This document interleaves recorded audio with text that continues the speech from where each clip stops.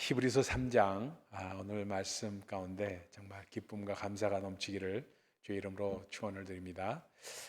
여러분 오늘 말씀은 믿음의 형제들에게 믿음에서 떨어지지 않도록 조심하라 하는 말씀이 아주 요지죠. 그렇죠? 금방 우리가 알 수 있는 그 말씀입니다. 그래서 믿지 않는 것은 악이다.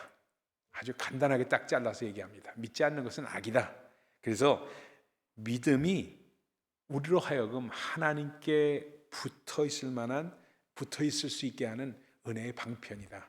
그거 외에는 다른 것이 없다 하는 말씀을 하고 있습니다. 그러면서 권면을 하고 있는 장면이에요. 물론 오늘 본문 말씀의 그 배경의 말씀은 출애굽기 17장입니다. 우리가 잘 아는 대로 출애굽기 17장은 그 무리바 사건을 의미하죠. 무리바 사건 뭘 얘기합니까? 광야로 나와서 출애굽해서 광야로 나와서 금방 물이 없으니까 이스라엘 백성들이 뭐예요? 애굽으로 돌아가자. 이 물도 없는 곳에서 지금 뭐하냐? 애굽으로 돌아가자 하는 그러한 그들의 그 불평불만을 듣고 반석을 쳐서 물을 내는 사건입니다. 그렇죠? 반석을 쳐서 물을 내면서 물을 마시게끔 하면서 그 애굽으로 돌아가고자 하는 그 마음을 가졌던 그것을 불신앙을 보면서 그 불신앙 때문에 결국 이스라엘 백성들 그 금방 갈 수 있는 일주일이면 갈 수 있는 그것을 그 40년 동안 광야에서 방황하게끔 만들었던 사건이 무리바 사건입니다. 그러다 보니까 여러분 정말 불신앙은 우리로 하여금 안식에 들어가지 못하게 하는 그런 것이다. 이 말씀을 들으면서 제가 그 TV에 요즘에 많이 뉴스에 나왔던 그 사건이 있죠. 그래서 윤석열 대통령하고 싸이하고 이렇게 불란서 파리에 가가지고 2030 엑스포 부산 엑스포를 하기 위해서 이렇게 했던 그런 광고하고 마케팅한 거죠. 말하자면 마케팅하면서 싸이가 나와서 연설하는 걸 제가 쭉 들었습니다. 싸이가 나와서 짤막짤막 나오는데 그게 또 이렇게 나오는 게 있더라고요. 그래서 무슨 얘기를 하는가 한번 이렇게 들었어요. 그러면서 참 말을 참 잘하더라고요. 영어도 잘하고 말도 잘하더라고요. 그래서 그 얘기를 연예인이면서 그렇게 말을 잘하는 그 모습을 보면서 마음이 참 흐뭇하더라고요. 그래서 그 사람을 생각을 해봤어요. 그 사람을 싸이라는 사람이 어떤 사람인가 하고 제가 인터넷도 찾아보고 하면서 싸이가 어떤 인생을 살아왔는가 이걸 찾아보니까 그 사람은 참 유일하게 군대를 2번 갔던 사람이에요. 여러분 아시는지 몰라도 군대를 2번을 갔더라고요. 어떻게 2번을 갔냐 하면은 2003년도인가 그때 군대를 가가지고 그때 병역 특례 이런 게 있어. 꼼수이지 말하자면 꼼수 병역 특례로 해가지고 소프트웨어 그거를 이렇게 운영하는 그런 특례가 있어가지고 회사에서 그 소프트웨어 그 기기를 만들고 하면은 아마 병역 면제받고 하는 그 대신 죄송합니다. 그 방역 받는 그런 게 있었던 모양이에요. 그걸 근무한 거예요. 그거를 2년 동안 그걸 근무하고 이제 병역이 다 끝났다 하고 생각했는데 그게 검찰에서 조사한 결과 근무가 불성실하다. 그거는 근무가 제대로 돼 있지 않다 해가지고 다시 그 사람한테 명령해서 2005년도인가 얼마에 다시 들어가서 2007년까지 2년을 더 근무했어요. 그러니까 어찌 보면은 2번이나 병역을 통해서 근무를 한 사람이에요, 그 사람이. 이 사람 대단한 사람이구나. 이런 어려움이 있었구나 하는 생각을 이렇게 하면서 봤습니다. 그러면서 또 딴딴하니까 소위 연예인이니까 그걸 하면서 또 어떻게 하냐면 It's alright인가 right now인가 이런 거를 발표를 했는데 그것이 여성 가족부인가 거기서 명령을 내려가지고 19금 금지를 당해가지고 여성 차별을 어쩌고 해가지고 금지곡이 돼버렸어요. 굉장히 어려움을 많이 겪으면서 35살이 돼가지고 강남스타일을 발표한 거예요. 말하자면 그것도 누구 유건영이라는 사람하고 같이 그 작곡을 싸이가 직접 한 거예요. 그래가지고 만들었는데 프로듀스했는데 만들었는데 그게 이제 엄청난 8억 뷰인가 하여튼 엄청난 그 조회수를 만들고 해가지고 세계적인 선풍이고 그래가지고 한 나라의 어떤 2030 엑스포를 마련하기 위해서 유치하기 위해서는 대표적인 인물로 블란서 파리에 가서 각 세계 대표들 앞에서 연설을 할 정도의 위치에 올랐다는 건 상당한 거 아니에요? 그래서 그만큼 대표적인 얼굴이 됐던, 한국을 마케팅하는데, 코리아를 마케팅하는데 대표적인 이 얼굴이 됐다는 것 자체가 참 대단하다 하는 생각을 하면서, 이 사람이 겪었던 그것을 꾸준하게 지속하면서 했던 인내와 그 고통이 남못지 않았구나 하는 생각을 하면서, 이 사람이 이런 결과를 갖은 것도, 열매도 이게 보통 일이 아니구나 하는 생각을 하게 되었습니다. 그러면서 우리가 처음 시작한 것을 끝까지 붙든다는 것이 얼마나 쉽지 않은 일인가, 이걸 우리가 알아야 된다는 얘기입니다. 그렇죠? 처음 시작한 것을 자기가 꿈을 갖고 시작한 것, 믿음으로 시작한 것, 그것을 믿음에서 떨어질까 조심하면서 시작할 때 확실한 것을 끝까지 견고하게 붙잡을 때 하나님께서 주시는 열매가 얼마나 귀한 것인가를 다시 한번 마음 가운데 새기는 계기가 되었습니다. 근데 말입니다, 오늘 시간에 아주 중요하게 여러분들에게 말씀드릴 게 있어요. 신약 성경에서 아주 중요하게 사도 바울도 그렇고 베드로도 그렇고 야고보 사도도 그렇고 중요하게 생각한 것이 무엇이냐면 믿음과 행함의 차이입니다. 그렇죠? 야고보 사도는 특히나 행함이 없이는 죽은 믿음이다 하는 말씀까지 하셨잖아요. 그러니까 믿음과 행함에 대한 아주 분명한 definition, 소위 우리가 정의를 탁 내리고 우리 마음 가운데 받아들일 수 있는 정의를 내리면은 이렇게 말씀드리면 틀림없습니다. 믿음은 사람으로 하여금, 우리로 말미암아 하나님 앞에서 의롭게 하십니다. 의롭게. 믿음으로 의롭게 되는 겁니다. 믿음 외에는 다른 것이 없어요. 그렇죠? 믿음 외에는 다른 게 없이 하나님 앞에서 의로워지는 겁니다. 그런데 행함은 사람을 말입니다. 사람들 앞에서 의롭게 합니다. 이게 무슨 뜻인지 분명히 깨달아야 됩니다. 그러니까 믿음은 사람을 하나님 앞에서 의롭게 하지만 이 사람들은 믿음을 보는 게 아니라 뭘 보냐면 행함을 보기 때문에 행함은 사람을 사람들 앞에서 의롭게 볼 수 있도록 한다는 겁니다. 그러니까 이 믿음이라는 것은 무엇을 말하느냐 하면은 믿음은 근간이고 뿌리입니다. 우리의 뿌리예요. 확실한 것이 처음에 시작할 때 확실한 겁니다. 그런데 그것이 열매로 나타나는 것이 뭐냐? 행함이라는 겁니다. 행함이라는 거예요. 열매로 나타나는 것이 행함이에요. 사람을 의롭게 하는 것을 바로 믿음이라고 하면은 그 믿음 자체를 의롭게 하는 것은 행함이다. 정의를 분명하게 가져야 됩니다. 분명하게 가지면은 흔들리질 않아요. 믿음과 행함의 차이를 흔들리질 않습니다. 그러다 보니까 생명의 성령의 법이 우리에게 자연스럽게 흘러나오고 행함이 자연스럽게 흘러나오는 것은 우리가 시작할 때 확실히 한 것을 붙들고 믿음을 붙들면서 성령의 도우심을 간구할 때 생명의 성령의 법이 우리 가운데 운행함으로 말미암아 그 행함은 저절로 흘러나오게 되어 있다.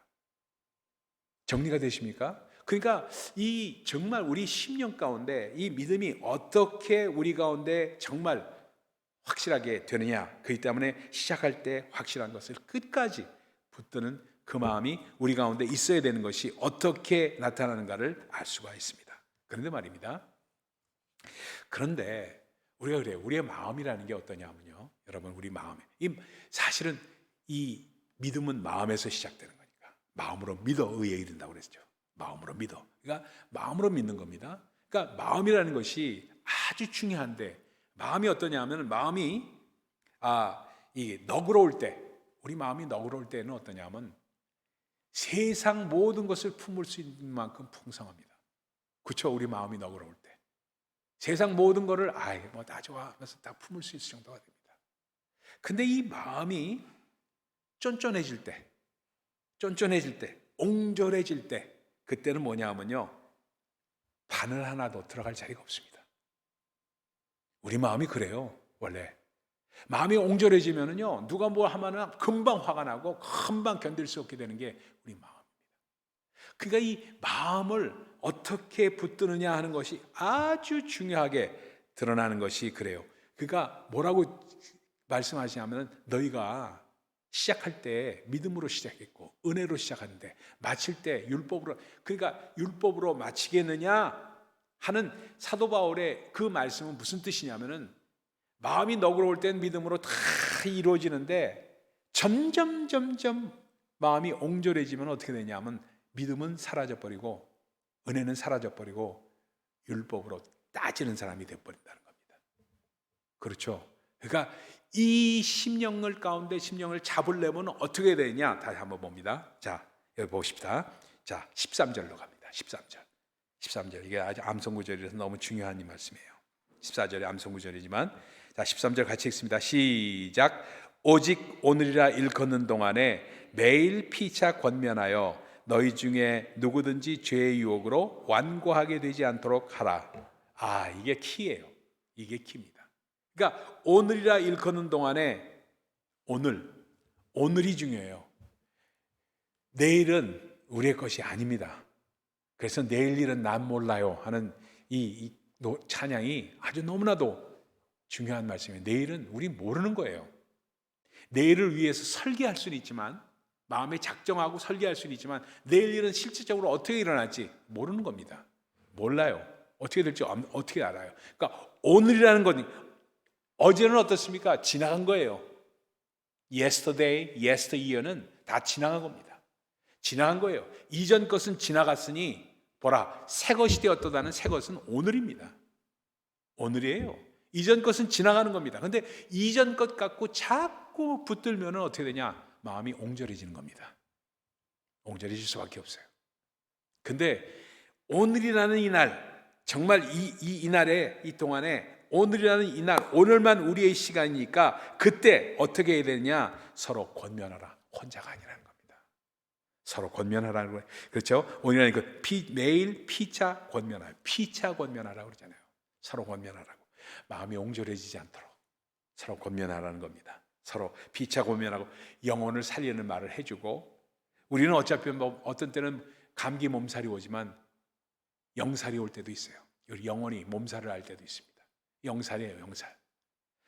이 몸만 몸살을 앓는 게 아니라 영혼도 몸살을 앓습니다. 영살이 올 때가 있어요. 그럴 때 어떻게 해요? 피차 권면하는 겁니다. 서로 권면하는 겁니다. 여러분 메가더 장군 아시죠? 메가더 장군이 어렸을 때 얘라는 얘기죠. 메가더 장군이 어렸을 때 아주 골목대장이었답니다. 아주 말썽쟁이고 아주 부모님이 치를 떨었대요. 이놈의 새끼 이거 잘 커서 뭐가 될까? 맨날 쌈박질만 하고 애들 끌고 다니고 쌈박질하고 그리고 패싸움하고 이런 깡패였었대요. 골목대장으로. 그러니까 엄마 아버지가 치를 떨을 정도로 이 녀석 이거 어떻게 키우나 하는 생각을 할 정도로 그런 애였답니다. 근데 이 메가더에게 더그에게 아주 귀한 할머니가 있었어요. 신앙으로 사는 할머니가 있었어요. 그래서 더글라스 메가더가 크리스천이 된 이유도 할머니 때문이에요. 할머니가 어떻게 얘기하냐면 기도하면서 이 메가더에게 뭐라고 얘기를 했냐? 야, 내가 기도하면서 너를 보건대 너에게는 군인의 기질이 충만한 애다. 너는 군인의 기질이 충만하니까 군인을 목표로 삼아서 하나님이 인도하시는 대로 살아라. 이런 얘기를 했다는 거예요, 할머니가. 근데 그 얘기가 한 번, 두 번, 세 번 이렇게 반복되면서 권면을 하다 보니까 그것이 이 메가더 장군의 이 마음 가운데 접어들어서 웨스트포인트를 가게 된 거예요. 이 사람이. 그래가지고 평생 군인이잖아요, 그 사람은요. 정계 유혹도 많았고 무슨 유혹도 많았지만 그 유혹을 다 물리치고 평생 군인으로 살았잖아요. 노병은 죽지 않는다 하면서 I will come back, I shall return 하는 말까지 아주 유명한 말을 내놨잖아요. 노병은 죽지 않는다는 얘기까지 하고. 그래서 평생 군인이 되면서 크리스천으로서 그의 삶을 살았던 것을 볼 수가 있습니다. 이 권면이라는 게 이런 겁니다. 이런 거예요. 그러니까 이 권면이라는 거를 이 헬라 말로 하면 지난번에 제가 언젠가 한번 말씀을 드렸지만 그렇죠? 파라클레오라고 얘기하잖아요. 파라클레오 헬라 말로 파라클레이토스라는 보혜사라는 그 단어에서 나온 말입니다. 파라클레오라는 말 자체가 격려하다, 권면하다 이런 뜻 아니에요. 그러다 보니까 이 정말 하나님 앞에서 선한 말을 하는 것, 그리고 아이들에게 이런 말을 심어주는 것 자체가 얼마나 귀하다는 것을 다시 한번 우리에게 알려주고 있습니다. 근데 이거를 권면을 피차라는 거예요. 피차한다는 거는 뭘 얘기하냐? 스펄전 목사님이 이런 예가 있어요. 어느 사람이 교회에서 탁 찾아와가지고 청년인데 와서 목사님, 저는 정말로 예수 믿는데 저 혼자 믿고 싶지. 사람들 보면요, 전 짜증이 나고요. 사람들 보면은 참 그래요. 나는 혼자 집에서 잘 믿어도 충분히 하나라 가고 예수 잘 믿을 거라고 저는 생각합니다. 그렇게 얘기를 한 거예요. 그랬더니 목사님이 그 형년을 착 바라보고 있다 촛불을 가리킨 거예요. 촛불. 교회에 있는 촛불을 딱 버리시면서 촛불이 쫙 쏘여 있는 곳으로 가서 이 촛불을 바라보십시오. 이 촛불에 하나만 켜 있고 있는 것이 있고 여러 개 켜 있는 게 있으면은 하나 있으면은 꺼지면은 끝입니다. 근데 여러 개 켜 있으면은 하나가 꺼지더라도 다른 게 같이 붙여질 수가 있기 때문에 금방 다시 불꽃을 다시 키울 수가 있습니다. 그러니까 이 촛불을 보는 것처럼 여러 사람과 어울려서 피차 권면을 해야지 당신 혼자서 믿음을 지킬 수 있는 것은 하나 켜있는 촛불과 똑같은 겁니다 하는 말을 했다는 거예요. 너무 귀한 권면이죠.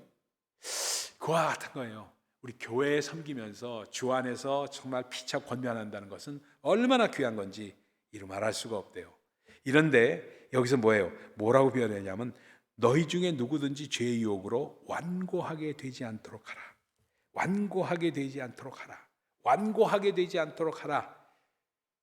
이런 콜레스테롤, 그 돼지고기 많이 먹으면 콜레스테롤이 많아져가지고 심근경색도 오고 뇌경색도 오고 혈관에 기름기가 쌓여가지고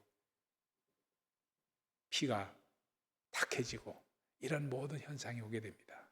그러니까 죄라는 것이 우리에게 오면은 마음이 딱딱하게 굳어질 수밖에 없는 현상이 오게 되는 것을 말씀하고 있습니다. 그러다 보니까 정말 주 안에서 우리가 정말 진실되게 주님께 나오는 것이 얼마나 중요한지 말할 수가 없는데 처음 시작할 때 확실한 것 그걸 잡았으면은 끝까지 견고히 잡는데 거기에 대한 키를 15절에 줍니다. 15절 같이 한번 읽어보죠. 같이 읽습니다. 15절입니다. 시작. 성경에 일렀으되 오직 너희가 그의 음성을 듣거든 경노하시게 하던 것 같이 너희 마음을 완고하게 하지 말라 하였으니. 하나님의 음성을 매일매일 듣는 것이 얼마나 소중하고 귀한 일인지 이루 말할 수가 없어요. 오늘 우리에게 주신 말씀입니다. 오늘 우리에게 주신 말씀. 참 그러려면은 이게 이 예를 하나 드리고 오늘 말씀을 마치도록 합니다. 빌립이 말입니다. 빌립이 주님을 만나고 처음 만나고 요한복음 2장의 장면입니다. 주님을 딱 만나서 정말 저분이 나사렛 예수 저분이 정말 메시아다 하는 마음에 그 감동이 오게 돼요. 그래서 친구인 나다나엘을 찾아갑니다. 그렇죠? 나다나엘을 찾아가요. 나다나엘을 찾아가서 야, 우리가 모세 율법에 기록된 분, 선지자들이 말씀하신 분, 그 기록하신 그분을 우리가 만났다. 그분이 누구냐 하면 너 알아? 요셉의 아들 나사렛 예수다. 한번 만나러 가자 하고 꼬십니다. 얘기합니다. 나다나엘이 야, 나사렛에서 무슨 선한 것이 나올 수 있냐 하는 얘기 하잖아요. 우리가 너무나도 잘 아는 말씀입니다. 그러니까 나사렛에서 무슨 선할 게 나올 수 있느냐 하니까 나중에 이렇게 오는데 그러면서 이렇게 서서히 차가 오는데 하도 곤면하니까 같이 가는데 저쪽에서 주님이 오시는 거예요. 주님 오시면서 얘기합니다. 야, 너는 참으로 이스라엘이다. 참으로 이스라엘 사람이다. 그 속에 간사한 것이 하나 없구나 하는 얘기를 합니다. 아니 저를 아십니까? 어떻게 그런 말씀을 하십니까? 참으로 이스라엘이다 사람이다 하는 얘기니까 어떻게 아십니까? 네가 무화과 나무 아래에 있는데 내가 너를 보았느니라 하는 말씀하잖아요. 그 장면 나오죠. 그러니까 한번 그려보십시오. 영화로 마음속에 그림을 그려보십시오. 그러니까 그 장면을 그려보세요. 그러니까 아니 내가 무화과 나무에 아래 있는 것을 봤다고 하면서 참으로 이스라엘이라는 그 표현을 쓴다는 것 자체가 어떤 말인가 하면서 마음 가운데 궁금하면서 당신은 정말 하나님의 아들이십니다 하면서 이보다 더 큰 것을 내가 너를 무화과 나무 아래에서 보았다고 너는 나에게 이렇게 말을 하느냐? 아니다. 이거보다 더 큰 일을 네가 보리라. 천사들이 하늘에서 마치 야곱의 그 사다리처럼 오르락내리락 하는 걸로 너도 마찬가지로 볼 거야 하는 말씀을 하시는 이 장면을 보입니다. 왜 이런 말씀을 하셨을까? 이거 참 우리가 많이 들었던 얘기면서도 참 궁금해요. 근데 포인트가 여기 있습니다. 저는 여러 측면으로 이 말씀을 갖고 묵상하다가 오늘 새벽에 마음 가운데 다가온 것이 이거예요. 무화과 나무는 뭘 상징합니까? 이스라엘을 상징합니다. 이스라엘을. 무화과 나무 아래에 있었다는 것은 이스라엘의 나는 이스라엘 사람이라는 그 내셔널리티, 소위 아주 그 분명한 자기 정체성이 있었던 나타나였습니다. 그건 첫째예요. 근데 창세기로 가면 어떻게 되냐면 아담이 범죄한 후에 자기가 벌거벗은 것을 깨닫고 나서 치마를 해 입는데 뭘로 해 입죠? 무화과 열매로, 무화과 잎으로 합니다. 무화과 잎으로 한 거예요. 그러니까 무화과 잎으로 했다는 것은 거짓의 시작입니다. 거짓의 시작이에요. 이 마음과 이게 연결이 되는 거예요.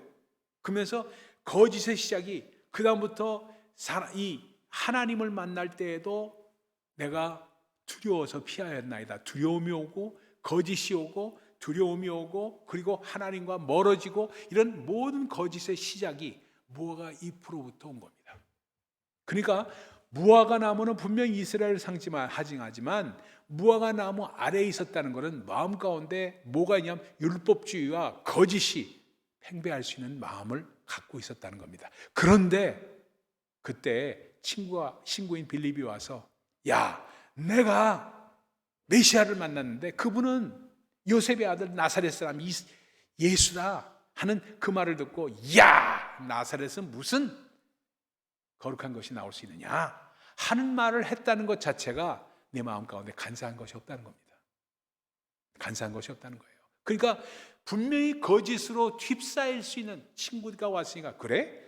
그거 나는 믿어지지는 않지만 그냥 한번 마음 가운데 얘기하면서 그냥 가서 한번 보긴 하자 하는 얘기로 할 수 있는데 무슨 그럴 수가 있느냐 하는 말을 했다는 것 자체가 마음에 간사한 것이 이거는 확대해서 저한테 다가온 말씀은 오늘 다가온 메시지는 뭐였냐면요.